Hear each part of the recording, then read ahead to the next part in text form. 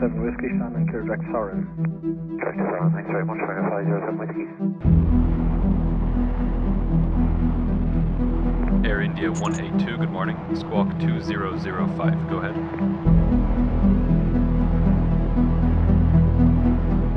Air India 182, you're cleared London via 51 North, 08 West.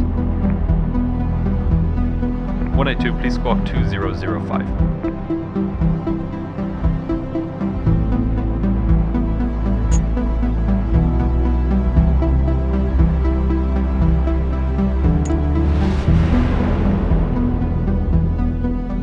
Stack the signals again. Wait, I'm missing one. Air India 182, Shannon. Air India 182, Shannon.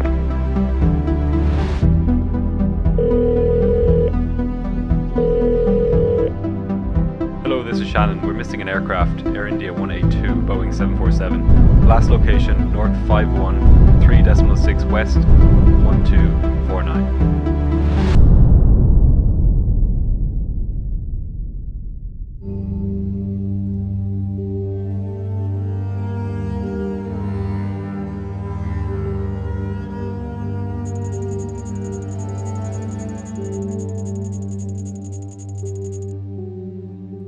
These were just some of the words used to describe the scene of disaster of Air India Flight 182. A Boeing 747 with the lives of 329 people on board vanished from radar screens in the morning of June 23, 1985. The massive plane crashed into the Atlantic Ocean around 120 miles off the coast of Ireland. There were no survivors. The story of Air India Flight 182 involves a lot of moving parts. The loss of this plane was just part of a larger plot. This was an act of terrorism, a bombing, one that actually intended to kill a lot more people. In this video, we'll construct a timeline of this terrorist act. We'll put the pieces together and find out just how the bomb got on board, who the perpetrators were, and see if we can establish a motive. This is Air India Flight 182.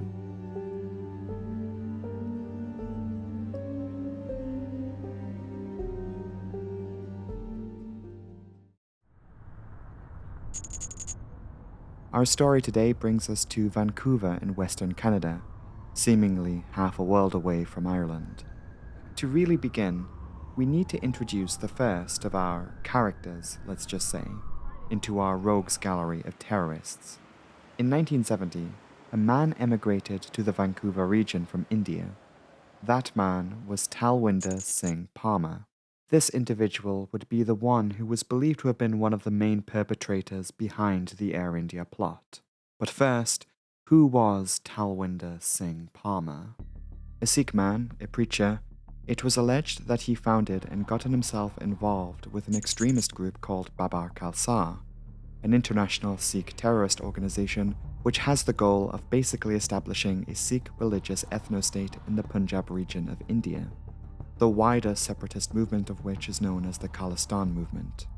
I believe it should be obvious and it goes without saying, but Babar Khalsa are not representative of wider Sikh society. Babar Khalsa operated in not only India but also Germany, the United Kingdom, and Canada. The group had been responsible for numerous bombings, homicides, and assassinations, especially throughout the 1980s, of which Mr. Talwinder Singh Parmar was associated with. In 1982, the Prime Minister of India of the day, Indira Gandhi, had confronted the Canadian Prime Minister, Pierre Trudeau, and complained that Canada was effectively acting as the base of operations for terrorists carrying out attacks in India, and requested that Talwinder Parmar, who was already under the watch of Canadian authorities, be extradited back to India to face justice for the murder of 2 Indian police officers. Canada basically said no. Now, the reason as to why this extradition request was denied is left out of a lot of sources. However, if we are to believe Canada's own government-funded broadcaster, they do give an explanation. So, there was an extradition procedure for countries within the Commonwealth of Nations, which is basically an association of countries of the former British Empire, of which both Canada and India are a part of. Canada apparently did not extradite Talwinde Palmer on the grounds that they didn't view it as a Canadian problem, and that Commonwealth Extradition Protocol did not apply to India because India did not recognize Queen Elizabeth II as their head of state. I'm not kidding. In 1983, Palmer was arrested in Germany. He was released in 1984 and returned to Canada. In 1984, fighting between the Babar Khalsa group and Indian authorities had intensified. It was later that year that the largest terrorist plot ever devised at that time was set in motion. The goal? To bomb multiple Air India passenger planes en route to India. The story goes is that this was in response, revenge even, for a series of attacks from Indian forces on Sikh temples across India. Attention was drawn towards the June 6th assault at the Golden Temple in Amritsar, where 1,200 people reportedly died. Not to dive too deep into this, but India was going through a lot and there was a lot of anger at the time.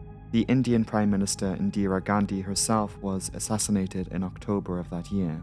Babar Khalsa was able to wield the outrage over these incidents in India to galvanize the support of extremist individuals on an international level. The terrorist group would publicly announce that Air India planes were targets, and warned the public not to fly with them. In response, Air India increases security measures. The Air India plot would be planned by Mr. Talwinde Palmer himself. Here is what he did. It was about 1 year before the eventual bombings were to take place. Palmer resided in British Columbia and travelled to the town of Duncan on Vancouver Island.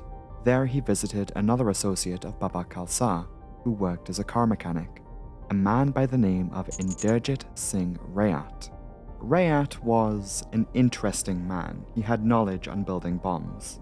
Palmer requested that Rayat construct him an explosive device that would be able to be concealed within an ordinary-looking suitcase. In the meantime, Palmer set about finding the right man who would actually plant the bombs. He contacted a French-Canadian man who resided in Calgary, Jerry Boudreau. He was a notorious criminal of the day who spent time in and out of prison. Palmer offered Boudreau $200,000 to plant a bomb on a passenger plane. In 1999, he spoke to the Calgary Sun about the meeting, and here is what he had to say. This guy met with me with a suitcase, a Sikh. He opened it, and there it was, stuffed with $200,000, and all I had to do was put a bomb on an Air India plane. I had done some bad things in my time, done my time in jail, but putting a bomb on a plane? Not me. I went to the police. Palmer needed to look elsewhere. Not to get ahead of ourselves, but the actual persons who carried multiple bombs into Vancouver Airport on June 22, 1985, would never actually be identified. Considerable time passed, and it was now May of 1985. The police had tapped into the phones used by Talwinde Singh Palmer, and Canadian authorities were keeping a close eye on his movements.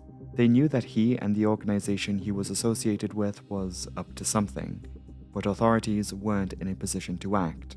Following a telephone conversation between him and one Inderjit Singh Rayat, the one tasked with constructing the explosive devices, he too was added to their watch list.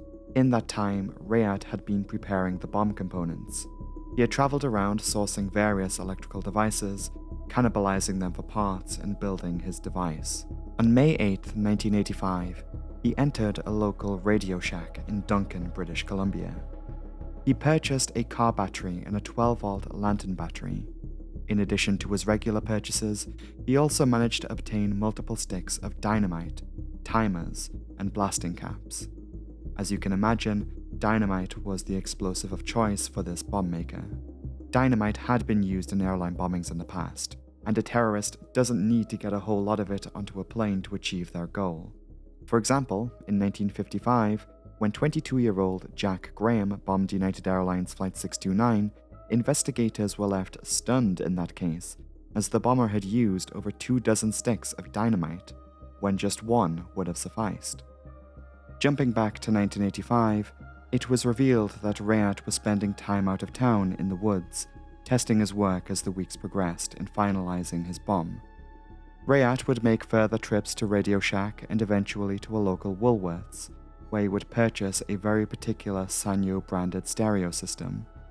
Now let's pause here, because this stereo tuner was a key piece of evidence that investigators would later stumble across.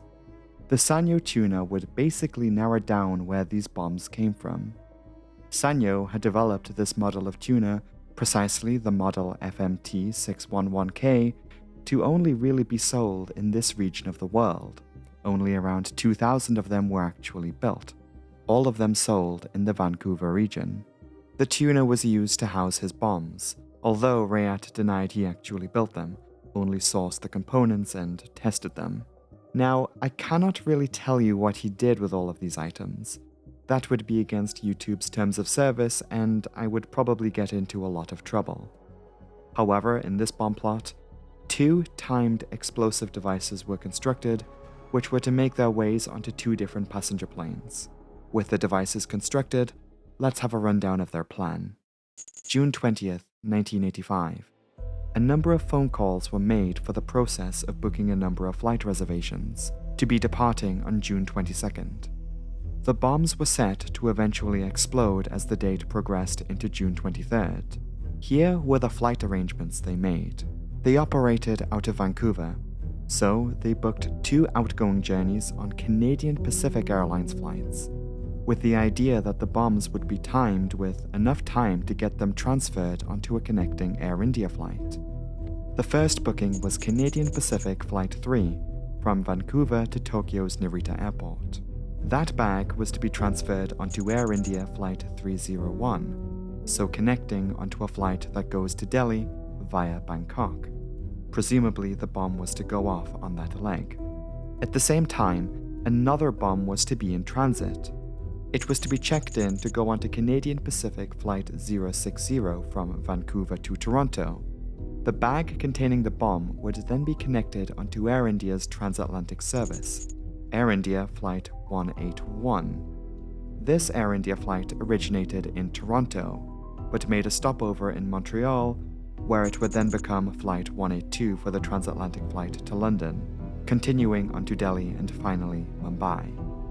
Curiously, the bombers had actually booked a business class ticket for this journey. To this day, we don't know who exactly made these bookings, although sources point towards Hardyal Singh Johal as the name in reference to bookings made with a travel agent. This man would also aid in the plot by storing the bombs until their use on the day of disaster. He would hide them in the basement of a school. An alias was chosen for each flight. The Tokyo journey would be booked under L. Singh, with M. Singh being booked onto Flight 182 to London via Toronto and Montreal. With the flight arrangements made and the bombs prepared, we must now move onto the morning of June 22nd, 1985.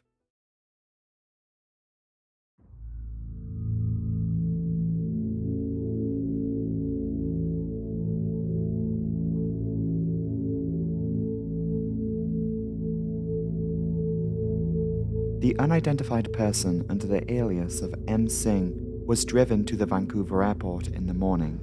Presumably, one of the other assailants was dropping them off. It is believed that the driver was probably Inderjit Rayat, who was behind the construction of the bombs, although Hardyal Johal was reportedly also seen at the airport. It was a Saturday and the airport was rather busy. Almost immediately, the terrorists were faced with a bit of a problem when it came to their plans. Ahead of arriving at the airport, they checked the status of their flight confirmation with the connection in Toronto. M. Singh, who was supposed to be on that flight, was only on standby to take the flight. When asked over the phone if they would like to change plans, they said no. This is important because complications arose when they went to check in this first bag at 8:50 in the morning, the one that would eventually end up on Air India Flight 182 going to London. M. Singh was called forward to the check-in counter by one Jeannie Adams. Miss Adams was actually filling in for another colleague that day, and little did she realize when she turned up for work This work shift would be one that she would remember for the rest of her life. For a short span of time, Jeannie was at the front line, taking center stage in the events of this disaster. She noticed that M. Singh's reservation for the connecting Air India flight in Toronto was a standby reservation. This meaning that the passenger would only get onto the plane if a seat was available. Because they weren't confirmed they were actually going to be on the flight, Jeannie could not allow the bag to be automatically transferred onto flight 181/182. M. Singh would have to check in again in Toronto. Of course, they had no intention of actually making that journey. Their actual intention was to check the bag all the way through to India and just leave the terminal building in Vancouver and go home. As this could have upset the plans of the terrorists, M. Singh became a bit more confrontational. In 2005, Jeannie Adams, now married under the name of Bakermans, was interviewed by a Canadian news outlet where she told of this incident. M. Singh raised his voice, saying, quote, "I paid business class for my ticket so I would not have to transfer my own bags." According to her own account of the event, she actually agreed in reply. As the passenger had purchased a business class ticket, she saw it as her job to assist the passenger further, and she, checked the bag through to India as a matter of convenience for the passenger paying for a premium ticket. She would later describe the man who was using the alias of M. Singh as an East Indian man aged between 25 and 35 years old, long dark hair and sparkling eyes. I would like to go on record and state that none of this is the fault of Jeannie. When it comes to the bombing of a passenger plane, it's the ones who commit the crime in the first place who are responsible, not a young customer service person who faces the public, believing they are just doing their job the best they can. And at that time, there wasn't as much of a heightened concern about airline bombings. This was before Lockerbie and, of course, Air India. The line of defense when it comes to this sort of cargo being loaded onto a plane should come from the airport security. Speaking of which, Vancouver Airport never had baggage x-ray machines at the time for checked luggage. Knowing that his bag was going to be on board Air India Flight 182, M. Singh left the terminal, never to be seen again. Or at least, the identity of this individual would never be revealed. The bag containing the bomb without its attached occupant was loaded onto Canadian Pacific Flight 060, heading on a cross-country flight to Toronto. The passengers on board the flight, the ground handlers and pilots, were none the wiser to the contents of this hard brown Samsonite suitcase. The plane left Vancouver at 9:18 in the morning, heading east, and would arrive in Toronto later that afternoon. The bag containing the other bomb that was headed to India via Tokyo was checked in as normal and interlined all the way through to India without issue. As this flight departed later in the afternoon, a different person under the alias of L. Singh arrived at the airport to check the bag in. Again, Jeannie Adams was at the counter and handled both bombs in this incident, and she never recognized the second individual. It would be loaded onto Canadian Pacific Flight 003, unbeknownst to anyone as to what was actually inside. Canadian Pacific Flight 3 left Vancouver later on at 2:37 in the afternoon and began flying west across the Pacific. Inside, it contained a bomb in its cargo hold, ticking away. The events were set in motion. 2 bombs were in transit and were primed to explode.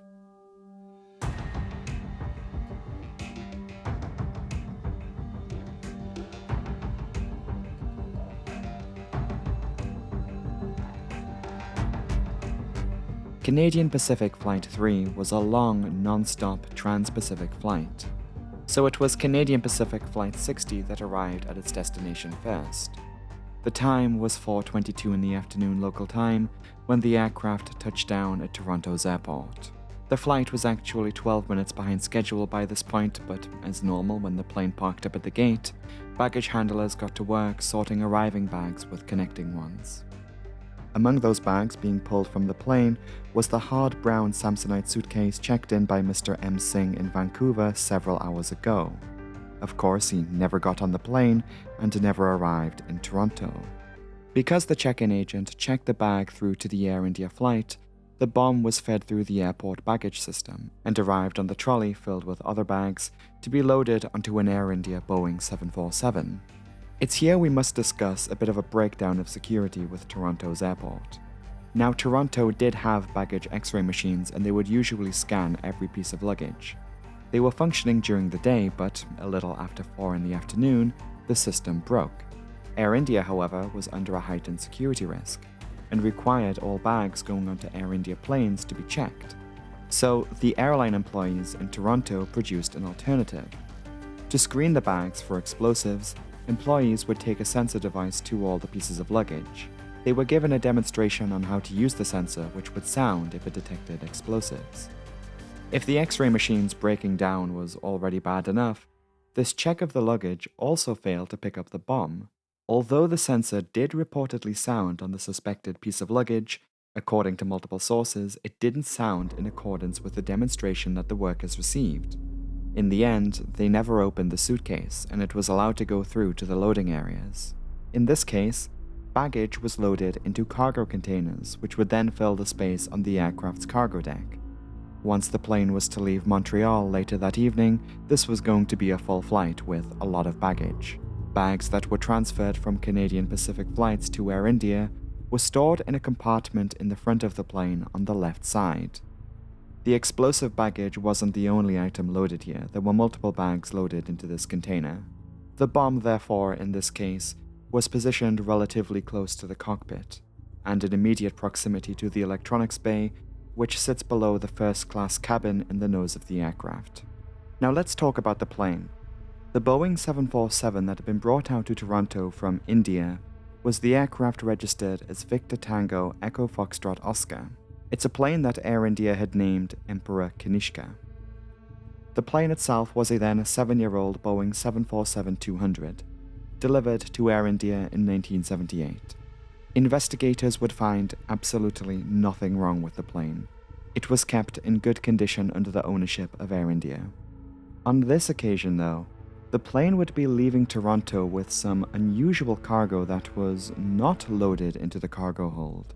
A damaged engine had been sitting in Toronto for around 2 months and needed to be transported back to India to undergo maintenance. It was decided on that day that this plane would carry the engine, literally. The 747 can actually be fitted with a 5th engine pod to be attached underneath the left wing. It looks as if the plane has 5 engines in this state. It's completely safe, and Boeing intended airlines to use this feature as it can be quite convenient. The main issue here is that other components related to the engine also needed to be transported, but could only be stowed in the cargo hold. Because some of these parts were rather big, the cargo door needed to be temporarily removed. This contributed to a significant delay on the ground of over 1 hour. The addition of a 5th engine did add extra weight and drag, and the pilots needed to take that into account and trim the plane accordingly to balance it out, something that investigators later concluded they did flawlessly. Some of Air India's best flight crew would be taking the plane across the Atlantic that evening. 56-year-old Captain Hansi Singh Narendra was at the flight controls. He was one of the most experienced pilots at Air India, having spent over 30 years as a pilot. However, his piloting career hasn't always been smooth flying. On multiple occasions, his medical situation had prevented him from getting behind the flight controls of an airplane. He was also involved in 2 previous incidents, one of which included him inadvertently flying over 100 miles off course. In the right seat was another pilot at the rank of captain, 41-year-old Satwinder Singh Binder. Though he was a captain, he was acting as first officer on this evening's flight. The third member of crew was the flight engineer, 57-year-old Dara Dumasia, who was actually the most experienced on the 747, with a logged 15,000 flight hours.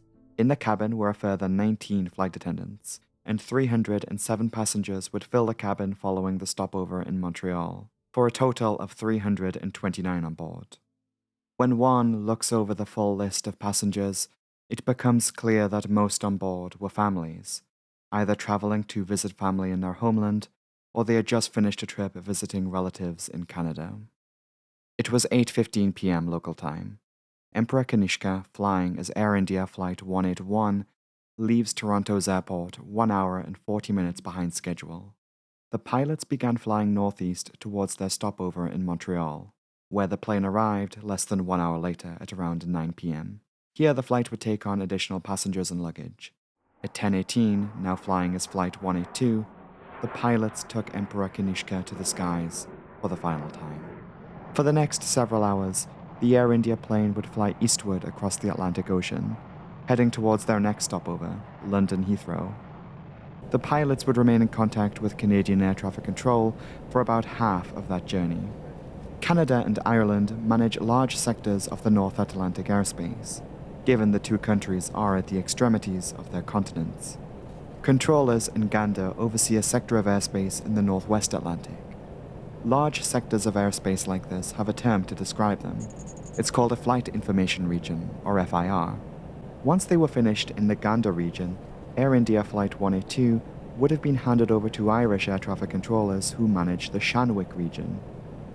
Shanwick is a wholly oceanic region. It is used by dozens and dozens of transatlantic flights every single day.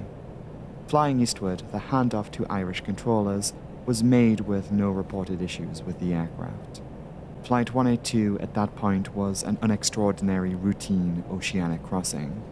Halfway through the flight, the sky was dark. Cabin service had ended for the evening. The passengers were sleeping. Up on the flight deck, there wasn't a whole lot for the pilots to do, as they steadily cruised across the night sky at 31,000 feet towards daybreak. A completely different story, however, was about to emerge on the other side of the planet.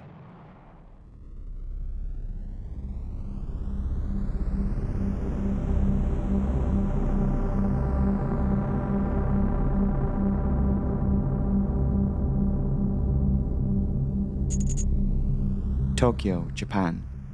It was now June 23rd, the mid-afternoon. Hideharu Koda and Hideo Asano were both baggage handlers who worked at Tokyo's brand new airport at the time, Narita International. That day, those two men were working at Terminal 1 on the south side of the airport. One of the airlines that operated out of Terminal 1 was Canadian Pacific Airlines. Ahead of schedule, Canadian Pacific Flight 3 arrives at Narita at 2:41 in the afternoon. The plane taxis to Terminal 1 and baggage handlers got to work unloading the plane. Also on the ground at Narita that afternoon was another Air India Boeing 747 that would be operating Flight 301 to Delhi via Bangkok. The bag that was checked in under the alias of L. Singh the previous day on a completely different continent had entered the baggage system at Narita. The bag then ended up in the hands of handlers who were gathering bags for Flight 301. It was transported to a sorting room out of sight of the general public. It had been 38 minutes since the bag arrived in Tokyo, when, at 3:19 p.m., the bomb explodes. In close proximity to the bomb, Hideharu Koda and Hideo Asano were both killed. A further 4 were injured in the blast. The terrorists had anticipated that the bomb would have been on Flight 301 by now, and the plane be airborne. However, in a lapse of their calculations, they failed to understand that whilst Canada observed daylight savings time, Japan did not. The bomb exploded prematurely by about 1 hour. Had the bomb gone off when it was intended to, 177 lives could have been lost on the plane.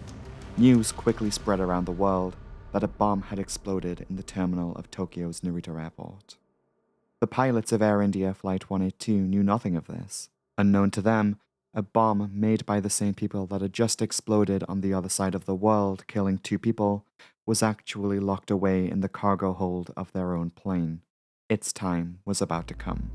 It was 6:30 in the morning UTC time, 7:30 in local time to Ireland.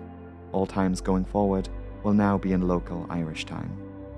Flight 182 was about to be handed off from the Shanwick Oceanic region. As they were nearing the European continent, they would soon enter the Shannon Flight Information Region. At 7:47, the flight crew sign off from Shanwick. Though the Shanwick controllers have handed them off, they wouldn't make contact with Shannon for nearly 20 minutes. Within that 20-minute window of time, a number of conversations would be recorded on the cockpit voice recorder. Some of this related to paperwork that needed to be filed ahead of the arrival into London. Additionally, at exactly 8 a.m., the flight crew made a call on the intercom system.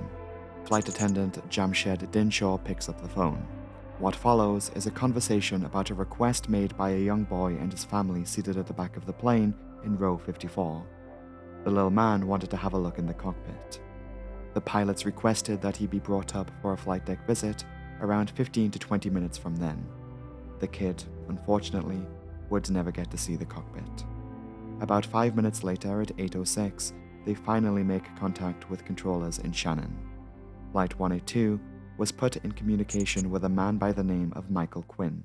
Shannon in India 182, good morning. India 182, good morning. Squawk 2005 and go ahead, please. Quinn gives Flight 182 a transponder squawk code. This will help identify which radar echo on his radar display is actually the Air India flight.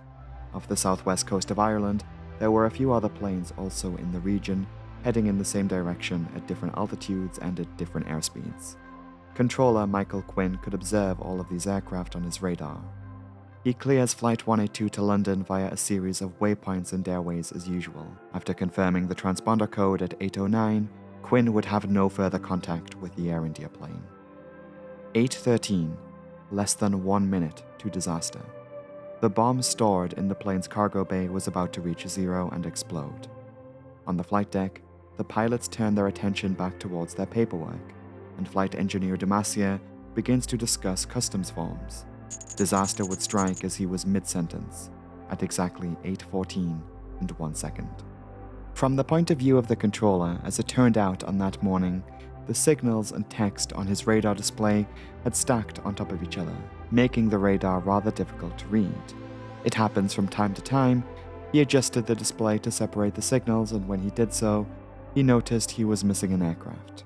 He could account for the TWA, Canadian Pacific, and Swiss airplanes in the region that morning, but not Air India. It was as if the plane had simply vanished.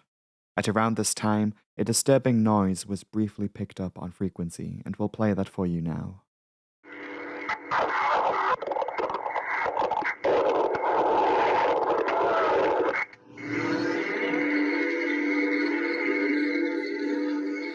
Controller Michael Quinn, for many years after the disaster, was left uncertain as to what this noise was. Was it coincidental static, or was it a message transmitted from the plane? To interject with my own personal opinion here, I am more inclined to believe the former. I believe the bomb on board Flight 182 positioned at the front of the plane would have destroyed all of the plane's electrics at that moment as the plane was obliterated.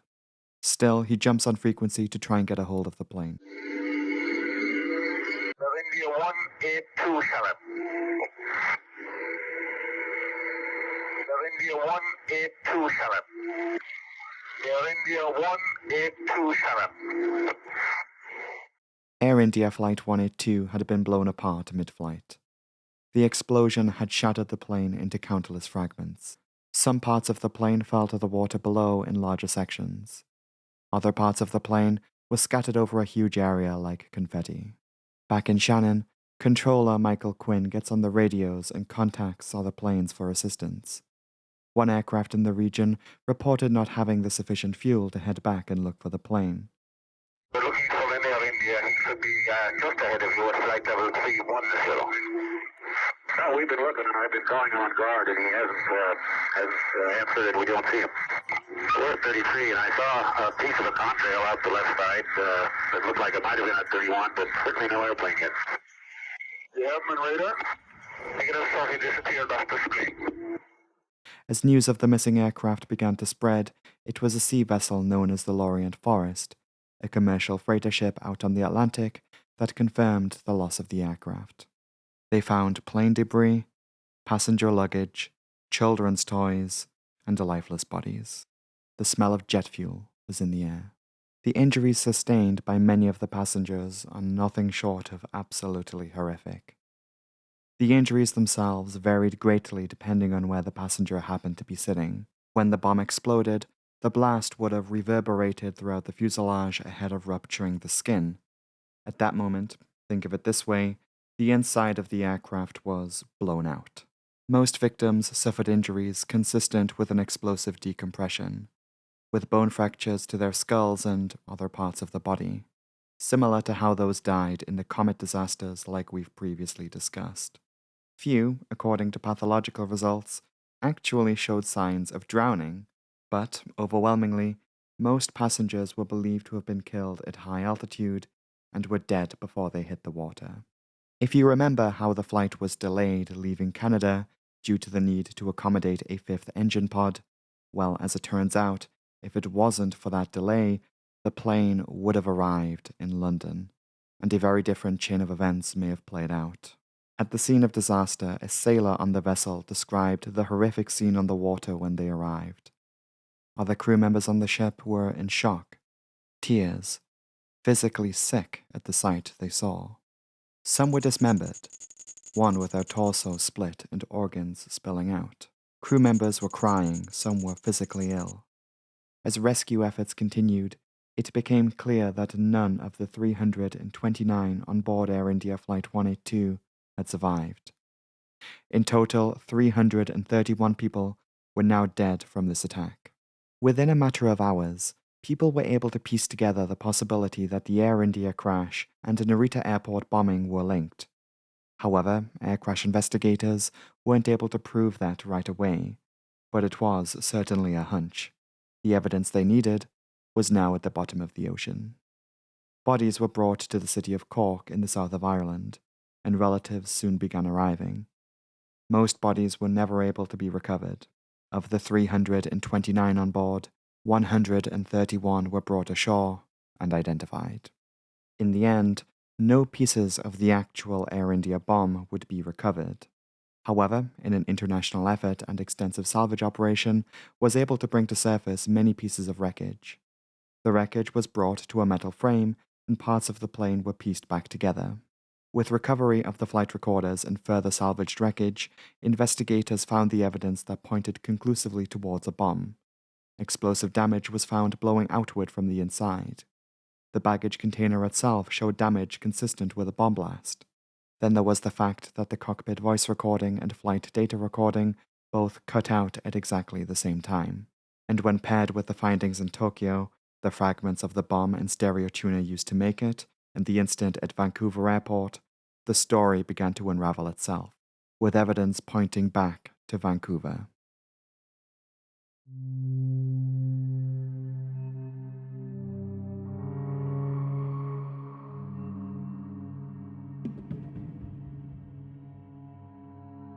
So we come to the aftermath of this horrific disaster. Now, what became of the perpetrators, you may ask? Well, this is where it gets a bit more complicated and, in many ways, frustrating. Many relatives and loved ones of those lost have expressed anger and felt as if Canadian authorities didn't do enough to act in order to prevent this crime. It was as if this loss was not seen as a Canadian tragedy, but one of India, despite the fact that most on board were Canadians. In fact, this is, to this day, the largest mass murder of Canadians ever. Some call it Canada's 9/11. So, the perpetrators. I will try to keep this concise. Let's begin with Talwinder Singh Palmer, the one believed to have been the mastermind behind the plot and founder of Baba Khalsa. Police and counter-terrorism teams made their move. His residence in Vancouver was raided soon after the incident, but they couldn't find much evidence in connection to Air India in his own home. No charges were brought against him. Palmer returned to India. In 1992, he was killed following a shootout with police in Punjab. Inderjit Singh Rayat, the one who made the bombs. He moved to the United Kingdom, but was eventually arrested, convicted, extradited back to Canada, and sentenced in 1991 to 10 years in prison on charges of manslaughter and possession of explosives in connection to the bombing in Tokyo, not Air India. In 2001, he faced murder charges in relation to the Air India bombing. He was placed behind bars again, where he stayed for a further 15 years. In 2016, he was acquitted and walked free. According to sources on the matter, even 30 years later, he showed no remorse for his crime. Multiple of their associates alleged to have been involved with the bombing were also arrested, especially since they were under the watch of Canadian authorities at the time. Ajayb Singh Bagri and Ripudaman Singh Malik, who were alleged to have been a part of the plot, were also acquitted in 2005. After it was deemed there wasn't enough evidence to convict them, Malik was murdered in 2022 in what was believed to have been a targeted killing of the guy. Hardyal Singh Johal was another individual related to the plot. If you remember, he was the one who stored the bombs in a local school before their transportation to the airport in Vancouver. Johal's name was the one that was given to the individual who made the phone call to book the airline tickets. He died at the age of 55 in 2002. The individuals who actually checked in the bags at the airport were never identified. The Air India bombing is still a sensitive topic for many, whether they be in Canada or India or wherever. Even after subsequent inquiries, many feel that justice just wasn't served. Every year, relatives continue to return to Cork to pay their respects. In the far western regions of County Cork, a memorial now stands in remembrance of the 331 lives that were lost that day.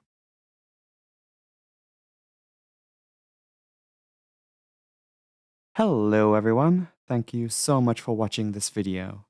If you enjoyed it, be sure to leave a like and subscribe so that you don't miss the next one. This was certainly new. The extra time has really helped me out with making this. It was a lot to put this together, but we got there in the end. And you know what? If this video does well, I think we'll go back and remake the Lockerbie video. Let me know what you think of that in the comments below. A big thanks are in order to Green Dot Aviation for supplying a bit of voice in the intro. It really brought things to life in that intro. A link to Green Dot's channel will be linked in the pinned comment. But it is that time where I must take a moment to thank my amazing patrons over on Patreon for their ever ongoing support to the channel. Their names are scrolling on the screen right now, so if your name is here, a massive thanks to you. If you yourself would like to support the channel further, you can join the Disaster Breakdown Patreon from just £1 per month, and the link to that will be in the pinned comment below. All patrons get early access to all new content 2 days before it goes out publicly on YouTube. But with all of that said, I must get to work on the next video. Like this one, it'll be done when it's done, but I'll be dropping by the community tab sometime next week with a bit of a progress report. Until then, if you fancy more Disaster Breakdown content, you could always check out the videos that should be on the screen right now.